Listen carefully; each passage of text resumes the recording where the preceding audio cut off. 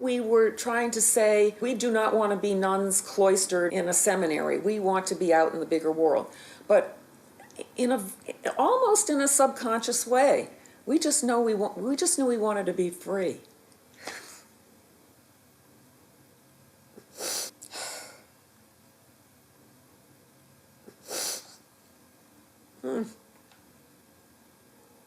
Boy, that really touched a nerve.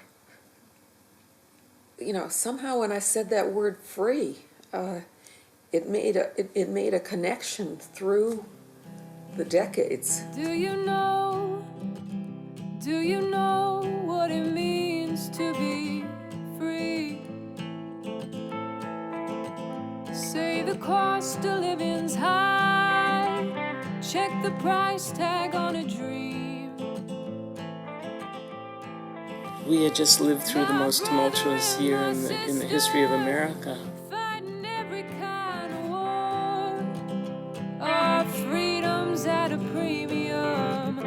Hope is all I can afford. For our graduation, we were the class of 1969. We decided we wanted to try something that had never been done before. Not a yearbook, but a year box, full of large, loose pages you could display like a portfolio, and you could arrange them however you wanted. We decided we would stage our own photo shoots. These photos are the inspiration for this movie. Do you know what it means to be fulfilled? I wanted it all, and I wanted to see if I could do it all. We discovered freedom wasn't free. I was chasing a dream. My mother and my father are telling me what I should be. I just want to be happy and make some good before I leave. Well, I think as women, we have a unique opportunity to tell the story of women who went to a women's college, very few exist anymore, and give our perspective on how our lives have changed or how we change the world. Even to get to the point where you could express a feeling of outrage, that was an achievement. And there were all these myths about women and their role, and you kind of had to keep breaking through that. What I also could not appreciate at the time was how unboxed my life would be. If that mockingbird don't sing, Mama's gonna buy you a diamond ring. I felt like I was at the beginning of something really exciting. You know, I really wanted to spread my wings and have a big life. I was excited. I was scared. First person in my immediate family to go to college. Father worked at a factory. He made tires. Before I went to Skidmore, I checked 2 books out of the Manchester Public Library, Amy Vanderbilt and Emily Post, because I didn't want to make a mistake. Meanwhile, outside of the shelter of our college, there were cataclysmic events taking place all over the world that were going to affect all of us and change our lives. The thing that stands out to me when I look back was how young I was. This soup is a pretty red, and I wanted the red as saying, I'm here. When you see Afro-Americans and the numbers aren't there, and you show up 2, 3, or 4 in a group, whatever, and people start watching you. It's like they've never seen black people before or something. My parents put me on a plane in Beirut, Lebanon. I didn't see them for another year because we couldn't afford to fly me back. So we pull up to the dorm, and these girls are on the porch, and they're waiting, and they start clapping. And my roommate was a wonderful young woman from Long Island. Her father was a physician. The thing that I remember about her was her coming in with a clothes rack, rolling clothes rack, full of clothes with still their price tags on.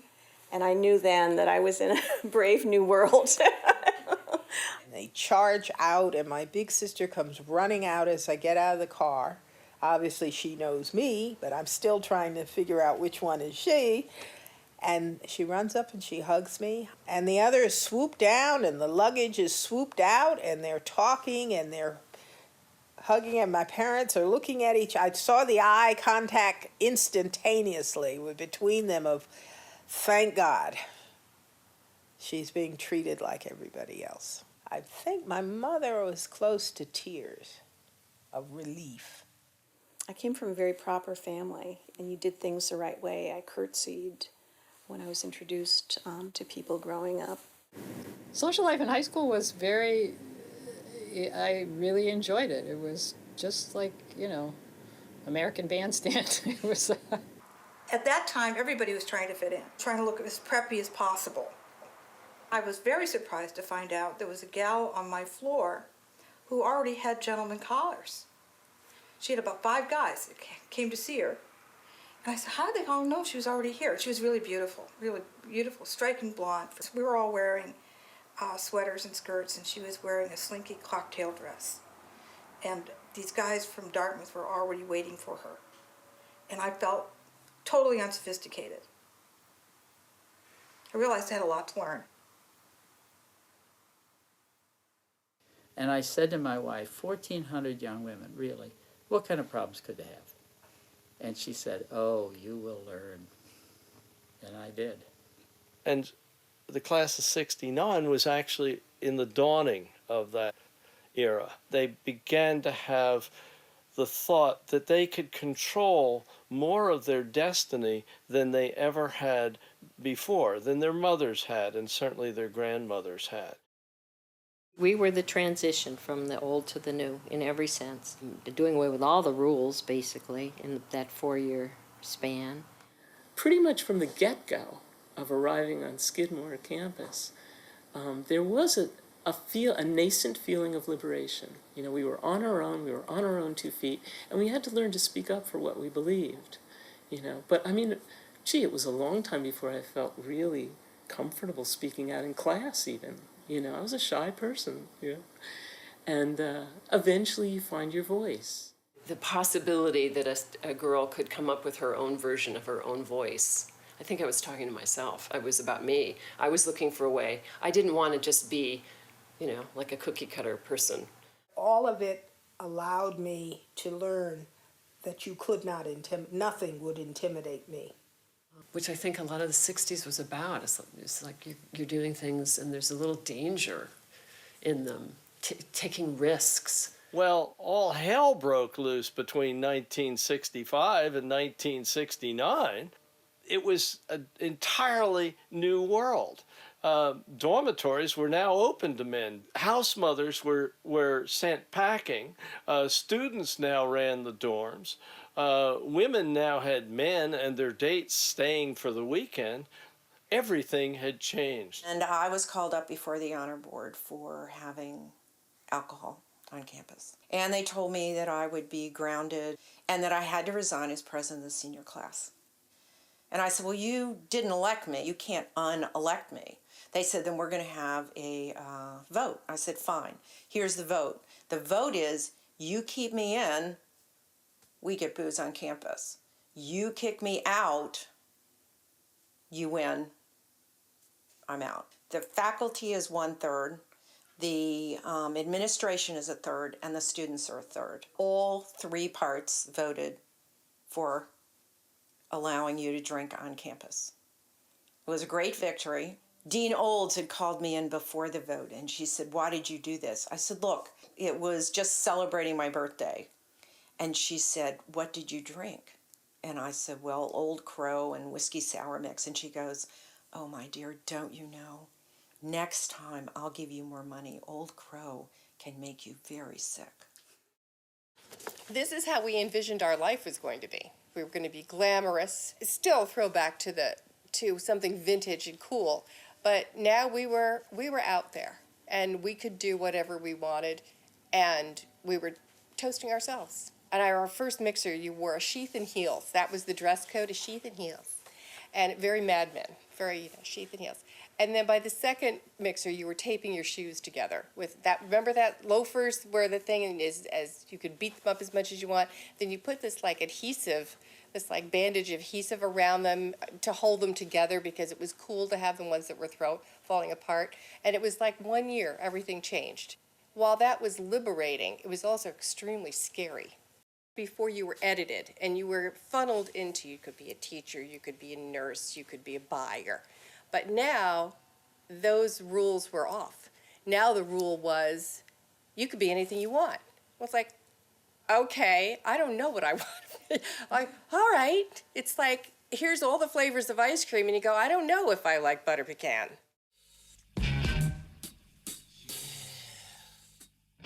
The yearbox. What a wonderful metaphor it was. These students had come in 1965, and they were in some ways in a box, in a cage even at that time, a cage of parental discipline, a cage of very strict college laws. Here it is, the yearbook in a box.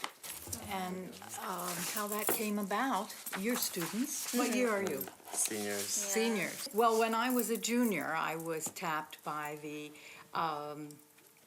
one of the art professors who was very aware and sensitive to the yearbook. Couldn't we do something more than what had always been done? He never met a project that couldn't be reinvented. That's awesome. And so he just let me conceptualize. I love how she's trying to really hold on back Yeah. there. Everybody else is kind of doing it pretty easily. But Bob suggested to me to go home and come up with some new concepts for what a yearbook could be. It comes with a responsibility, Yes. perhaps, to reinvent it and make a better world. And we like to think this was a better world. That it was a lot about opening up possibilities and thinking outside the box, if you will, to make a reference to our yearbox, and sort of reinventing your life. She said Skidmore is looking for a photographer who would photograph the senior class. I mean, all of those photographs were part of a kind of liberation.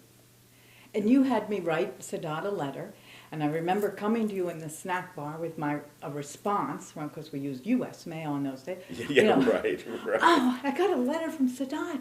Oh, he would be very interested in our project. He'd like me to come to Yale as his guest. And Bob says, and stay in the guest room, I assume. And that should have tipped me off right away. This guy was going to be trouble. I was still a bashful young man. I was the only rooster in the garden, so to speak. I was in Wonderland. I thought this would be a nice shoot because I thought they were going to take their clothes off in an area where I can see them. But they all disappeared and came back with the barrels. A lot of them would show me their little diamond ring, like don't touch me or don't. So I knew immediately they were off limits. So one time when we were in a position of being very intimate, and she said to me, I want to stay virgin until I get married. I never got over that. Occupy Wall Street, occupy this and that. Very much rooted in the efforts of the 60s generation. That freedom that came with it.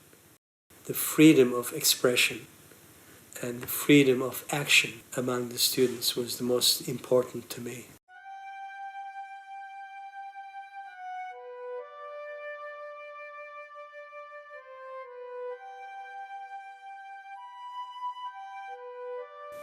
This architecture speaks to me because it's fanciful and exuberant. And it's not just a box, it's architecture unboxed. The photographic shoot with Sadat, as I recall, involved him involving me in a conversation. So not just as he posed and suggested different places to stand, he would ask questions. And the question I remember when he snapped it was, so what are you going to do next year? And I said, I'm going to go live in Italy. And click. All the doors were not open.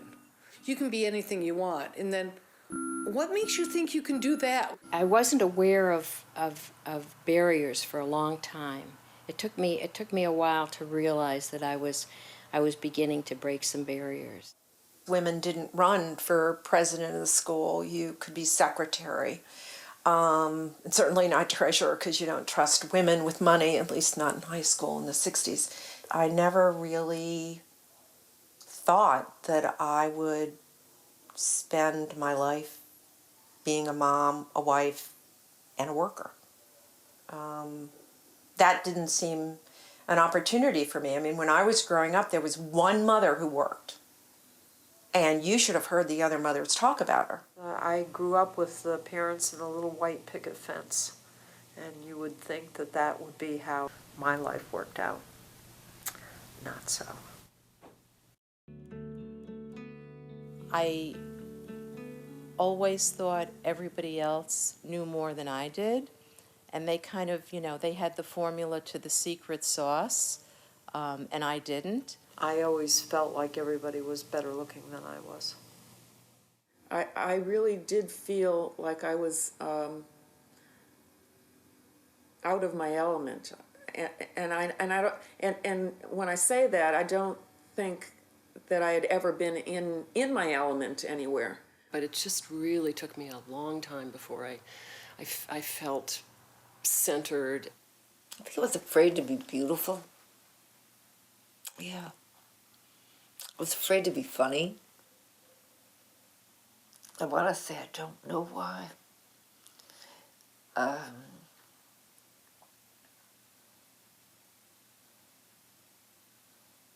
The closest that I can get to the truth is that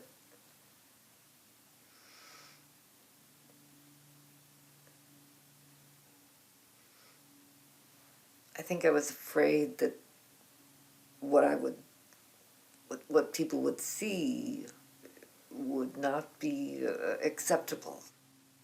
I was lost.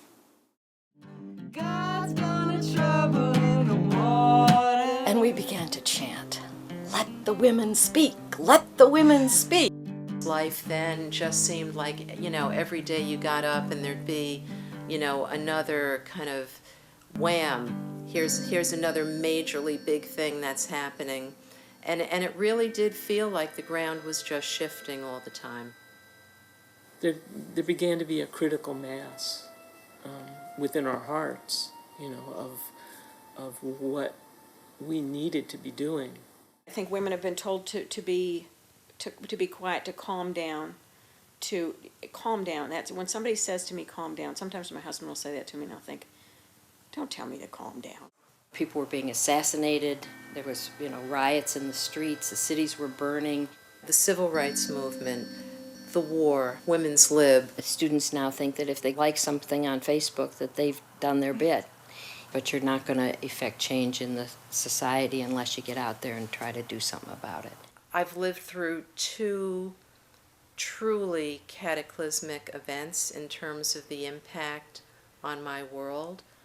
One was the assassination of President Kennedy and everything that flowed from that. And the other event was 9/11. I worked on and off for the newspaper when I was in college, and I did get the opportunity to interview Bobby Kennedy, who, my God, was one of my major heroes. I was devastated when he was assassinated. The day Bobby Kennedy came to the campus. I have a picture of me sitting right behind him. What struck me?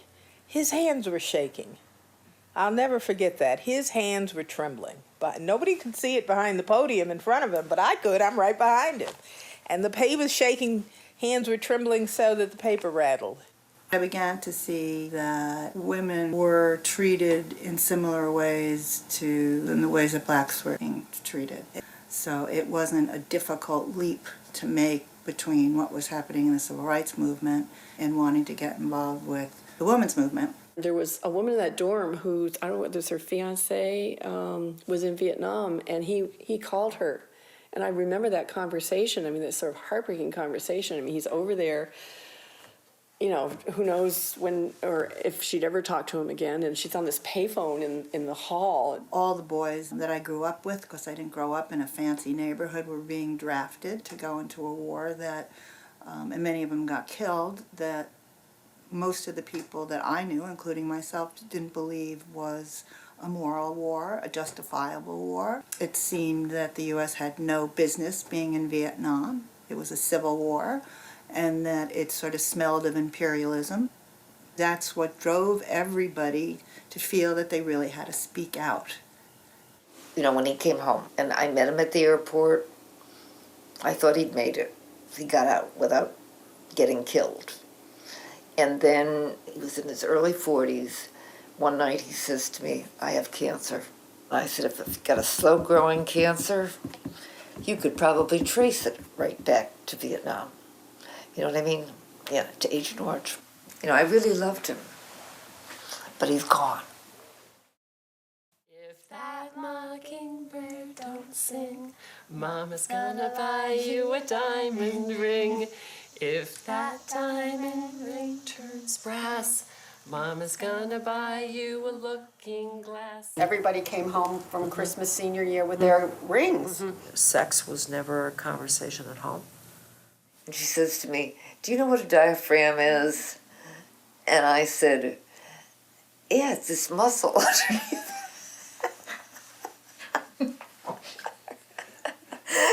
Finally, an enlightened gynecologist came to town, and he let it be known that he would give birth control to women who were engaged. One of my students sent away for her older sister's engagement ring. She put it on, went to see the doctor, and the doctor years later said to me, Tom, if I saw that ring once, I saw it 27 times. That's what women had to do in that era to get a hold of birth control. The ring by spring thing was nonsense. I never heard that before. That was not on my agenda. My mom had told me early on, if you want to get married, stay home and save everybody a lot of money. I think I was interested in romance from the time I was about 4. This little boy named Georgie Kiefer gave me a ring. That was the beginning of the end for me. I think everybody wanted to appear to be a virgin. And I think everybody said they were a virgin. I actually restored my virginity after high school. I then became, I was a recovering virgin. I had an affair with 2 professors. The airplane belonged to the professor, the first professor. He was sort of considered to be the best-looking professor on campus. I was his girlfriend, therefore people would turn their heads to look at me. I became friends with his family, and I remember being over at their house when we landed on the moon. Another milestone was finding out through analysis and through becoming friends with a terrific group of people that I was gay. And the most difficult part about that was telling my family, which did not go so well.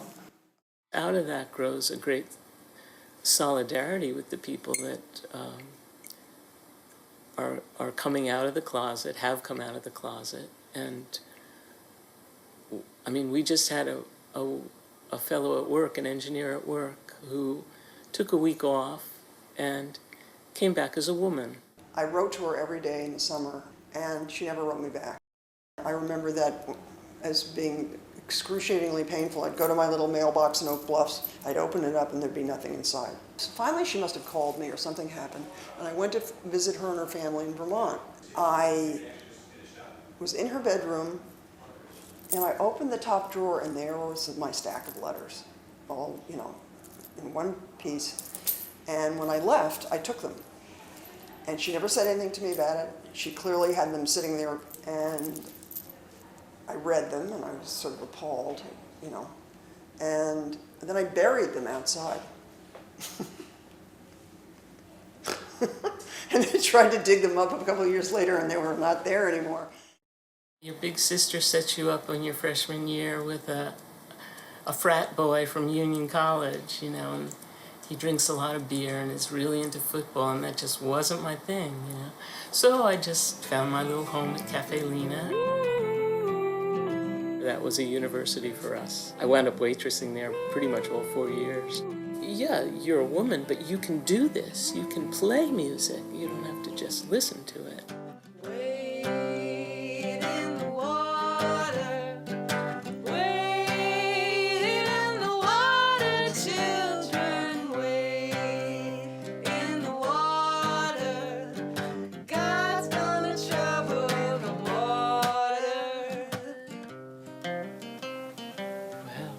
The first love of my life. He was a master guitar player. He had a beautiful Martin D28, I think, and just a lovely picking style and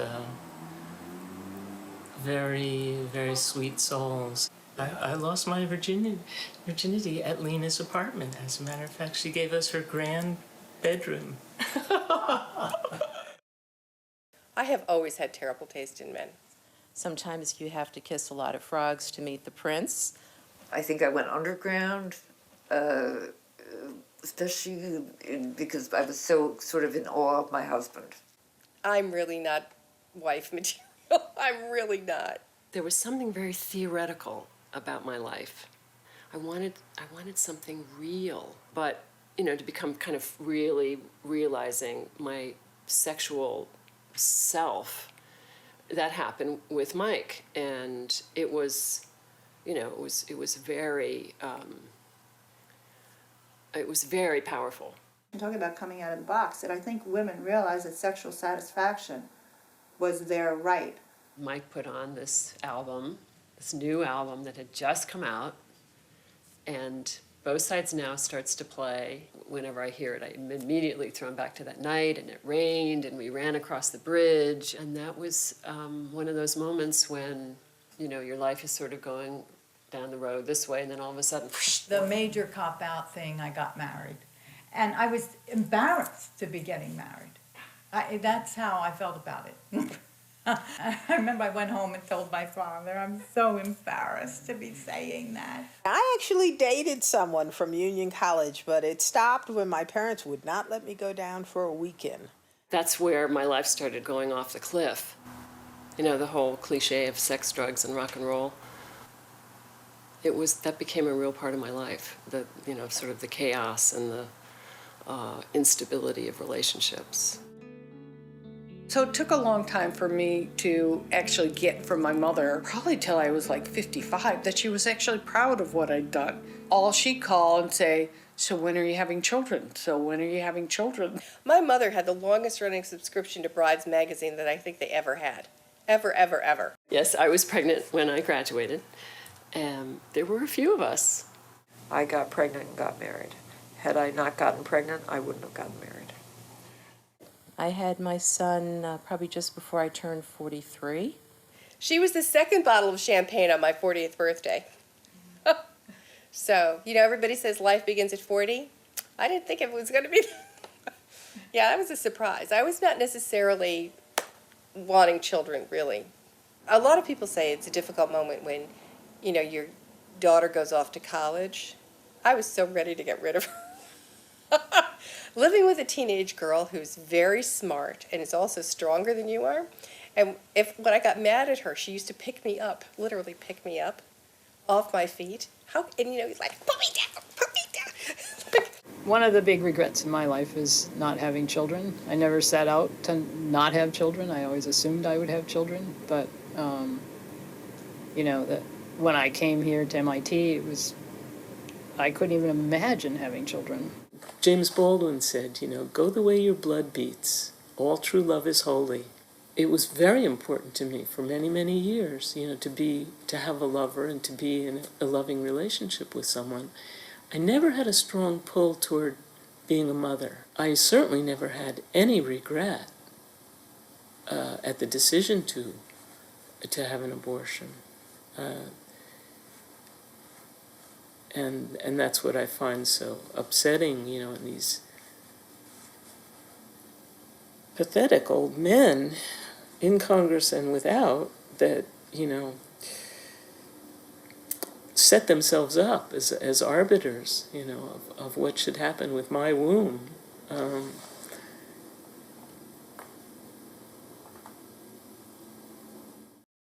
not having children makes me weep.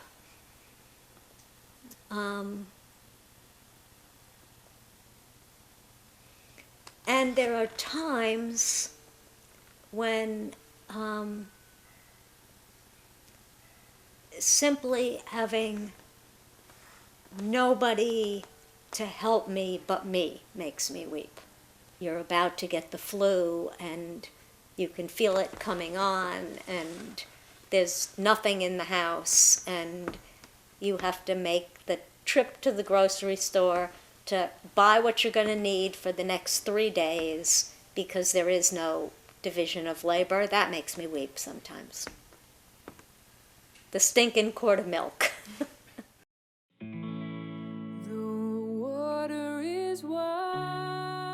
Yeah, I would say relationships have been my biggest challenge. The type of men that I found appealing changed as I became more political. I have a wonderful husband, and he calls himself Mr. Thatcher. He claims he likes to carry my purse. And we've been married for 42 years. I very much had one foot strongly planted in that 1950s mentality of your husband will take care of you.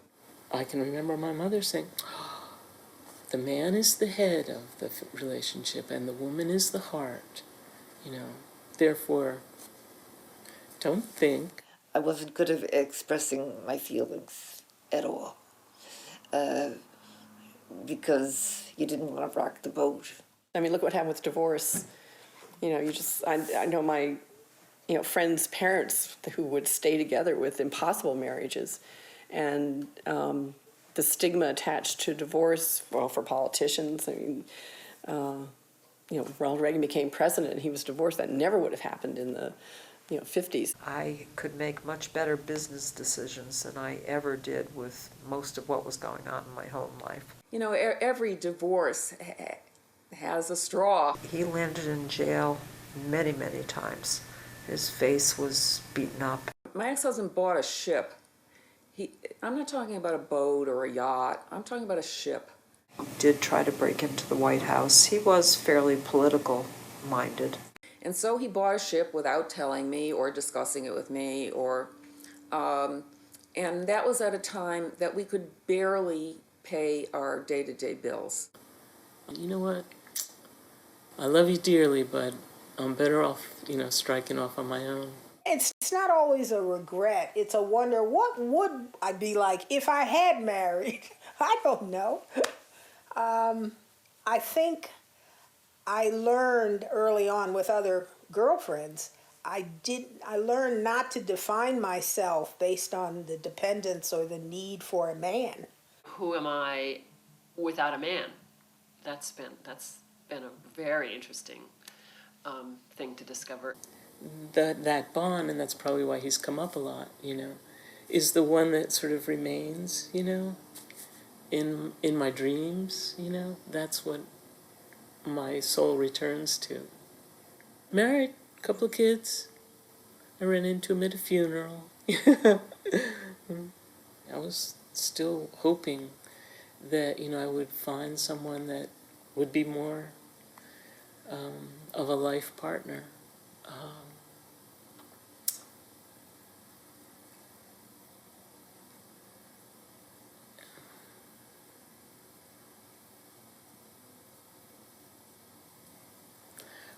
But they were mostly musicians,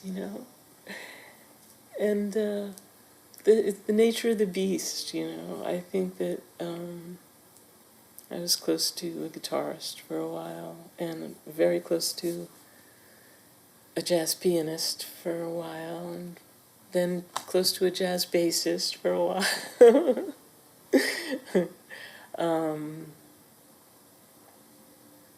Never set up housekeeping again, though, Say the cost of living's high. Check the price tag on a dream. Brian, my middle child, used to wonder, Mommy, why do you work so hard? And he was like 12 or 13 maybe at the time. And this is when I was still single. I hadn't married Randy yet. I said, because I don't want to get fired. He said, no one would ever fire you. He says, you are the queen of work. I mean, I loved being a mother, but there was a real big hole in my life. And if you think about their mothers, who many of them who graduated from very good liberal arts colleges like Skidmore, those mothers thought that they would get a ring by spring of their senior year and then move into marriage and produce children like themselves, and then go on producing more children, but not taking a job. Now we had women going out into the workplace who actually expected to work. But I'll never forget walking down the hall and hearing this music and saying, oh my God, that is so beautiful. And it was like, you know, it's just kind of dun dun dun dun dun dun dun dun dun dun dun dun dun dun. It was so beautiful. And, you know, that's how I responded.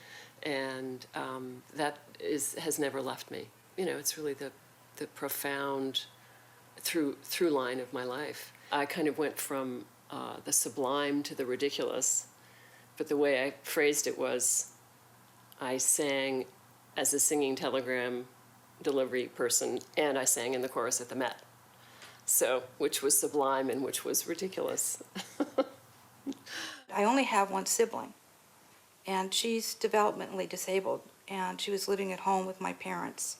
I asked my parents, what about Kathy? Because by that time, my father was almost 70. This is when I was still in college. I said, what is the plan? My father said, you're the plan. I said, I'm not the plan. And I realized to make sure I wasn't the plan, I really had to put a lot of distance between myself in Manchester. I just did not want to be, this is going to sound very heartless, but I did not want to be my sister's keeper. I really wanted a life. And I'd worked hard to get one. And I didn't want to go back. And so I didn't. In the summer, I had worked on 7th Avenue as a fitter's model. And I remember which basically they stuck pins in you all day and paid you for it and got mad at you if you bled onto the dress. You know, it was really one of those really interesting 7th Avenue experiences. So, and I got paid by the hour and all that kind of thing. So I really realized at that point that I wanted to be the one sitting behind the desk going, I don't like that. She doesn't look good in that. That's that cute. I don't want that one. Could you make it in blue? You know, like I wanted to be the one on the other side, the business person. So I would always come at it from the financial side because I really wanted to be in charge. Victoria's Secret has a whole other, when I was there, you had a whole manual that defined what sexy was in 6 different buckets of sexy, believe it or not. I mean, once you tell people that you do bras, let me tell you, you're at every cocktail party, people are hiking up their shirts. I mean, just even in my Sunday school teacher, man, was like, not here, please. They're like, please. I began my career with the 3 Mile Island event. I was flying that day into Harrisburg to meet with the governor the day after 3 Mile Island. I'm the only one on the plane. Everybody else is going the other way. I ran for mayor, very active in my union, teachers union, and during my working years, I'm still active as a retiree.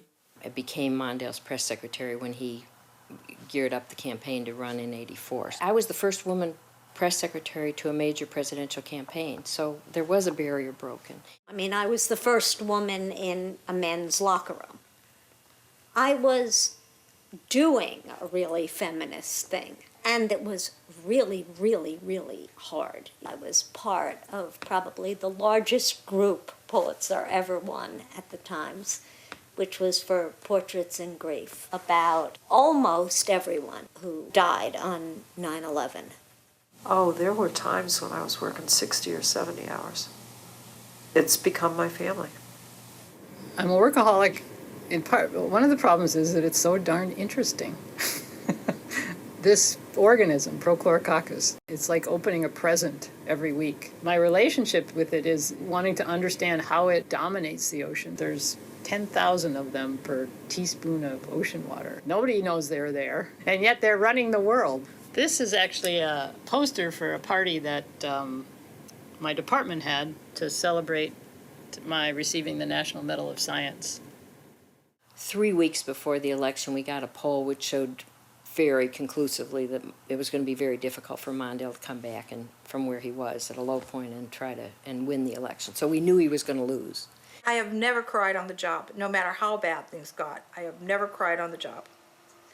I might have cried at home afterwards. I would go back to my hotel room every day and cry at 5 o'clock. Everybody thought that was funny at the time. And one day we were watching something on television and Robin Morgan appeared.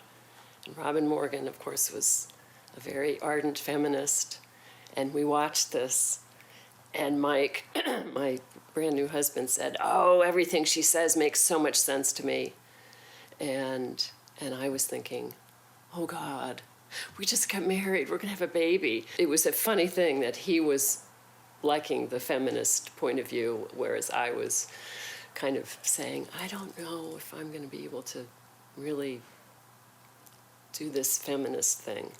Nobody ever said to me that all of that so-called success was going to also have a toll. And it did. It had a toll on my spirit. It had a toll on my sort of sense of self. I loved my work. The first show that I did was Charles in Charge. I developed and produced the Magic School Bus series. I've won 12 Emmys, do a lot of my work in Hollywood, which is a real pressure cooker. I started doing that at a very early age, and I also became a mother at a relatively early age. I just don't think I was the best mother in the whole world. I was too tired to be the best mother in the whole world.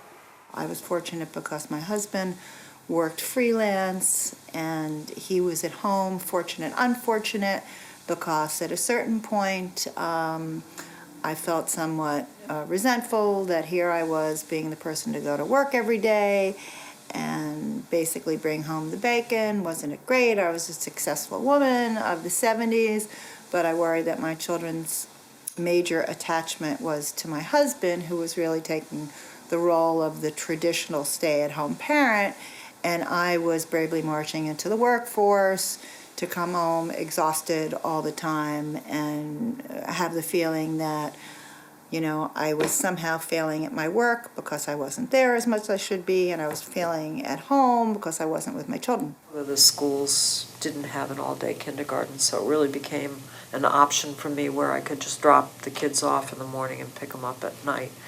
And I can remember both of them standing behind this fence crying as I'm leaving. It was devastating, absolutely awful. Awful, awful.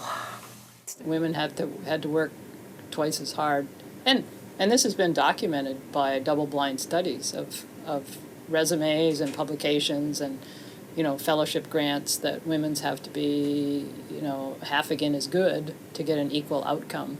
Assertiveness in women is aggression. It's okay for guys, but it's not okay for women. And he asked me the question, and it was on the evening news. I'd love to try to find this footage. And he asked me the question, why you, right? Why, you know, I was pretty young, you're so many years old, and, you know, why would he have chosen you for this job? And I said, would you ask that question of a man? And I think I caught him off guard. They were all men except for me. And we had a 7 o'clock breakfast meeting once a week. And I remember, you know, I was like a stopwatch, getting everybody ready, dropping off at childcare, et cetera, et cetera. And so I went in to get Danny, and he had made just a huge mess in his crib. I had to give him a bath. I'm looking at my watch at 6:45, saying to myself at the time, there's not a single member of the executive committee doing this morning, that's for sure. You know, I remember being kind of annoyed that, you know, there was no opportunity for me to even catch a breath because they were running it like a men's club. I mean, I became part of the movement, and I don't think it's coincidental that was about the time I got tenure at MIT. And then I became very involved in advancing the cause of women in science. See, I, in the business world, also see the generation of women who think they have to be like the boys to succeed, and I've never felt that. And I think Skidmore is why. I think I was comfortable in being me as a woman. I've not tried to be a man. I want to be with the boys, but I don't want to be one of the boys. So there's always a sense that you walk into a room, if you're a woman and have no degrees from MIT, that you're assumed dumb until you prove otherwise. Not dumb, but less than. And I think that kind of constantly fueled a sense of, I'll show them. I call it the uprising, when all the senior women got together. I have a button that says, well-behaved women don't make history. Yeah, the glass ceiling was there. It wasn't that blatant. It wasn't blatantly talked about. Women could be vice presidents, but you weren't going to be CEO. You have to be not well-behaved if you're going to make history. The water is wide. After I'm dead, I hope people Google me. Gee, as I'm sitting here, I'm becoming much more proud of myself. Because it is, in fact, a legacy. It is the world is an easier place for my daughter. Many times over my career, I've been the first woman to get this or the first woman to get that, and I always tell a joke, that I want to be the second woman to get whatever it is. Or the fifth. And they want to celebrate your being the first black to do something or the first minority of any kind. To me, the stories are that you get these privileges. You're talked about being special, that you're not like everybody else. And my reaction is, oh, but I am like everybody else. There are a lot of people who worked hard, who should have been in front of me, but they sort of laid down and sacrificed. So I could get there, and I will not forget that.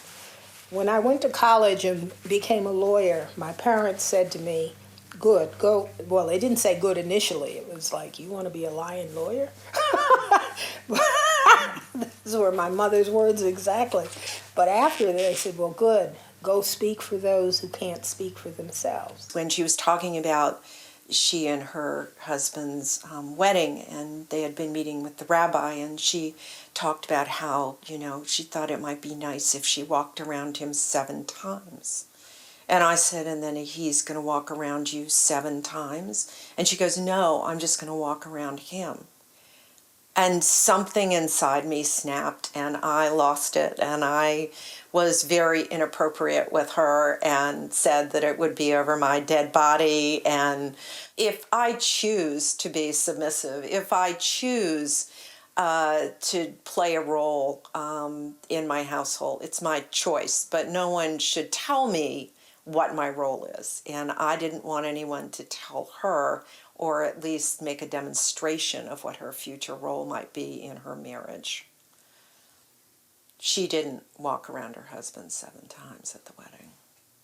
The women's movement affected me in terms of raising my son to appreciate women and to value their roles and to try and understand them. We encouraged a lot stronger generation of women coming up behind us than existed before, and also perhaps a generation of men who were a little bit more attuned to women's issues and women's rights.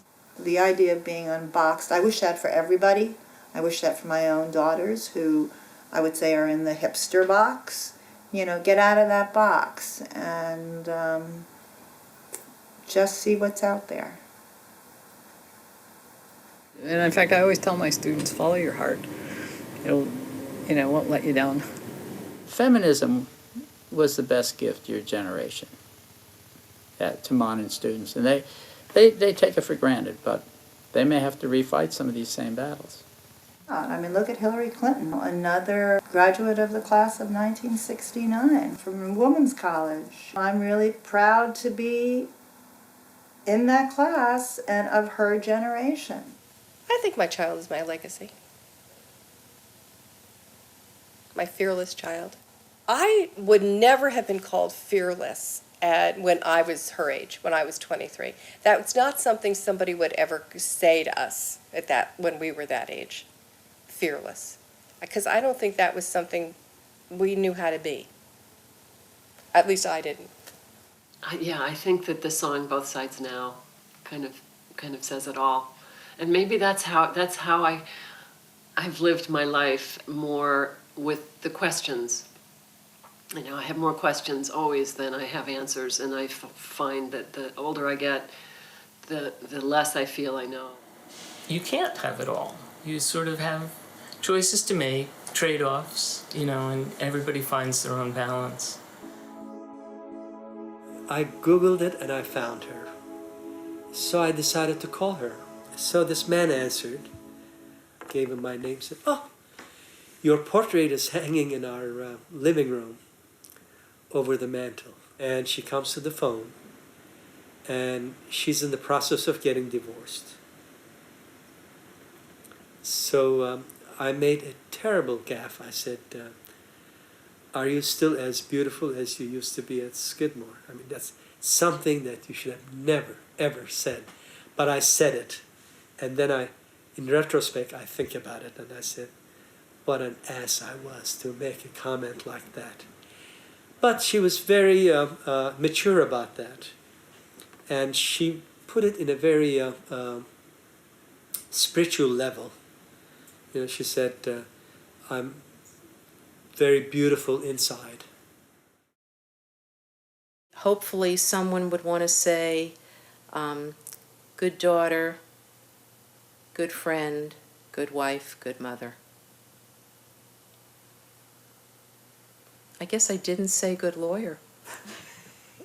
I don't think I want that on my tombstone. My epitaph on my gravestone, no longer looking for a better position. Go out with a bang. Aging is about a lot of letting go. Just turned 65 the day before yesterday. The road ahead, there's a vanishing point. And will be vanishing at some point. I think about death a lot, I have to say. It is not something that but it's not, it doesn't, I don't, when my mother died, I was with her, I was holding her as she died.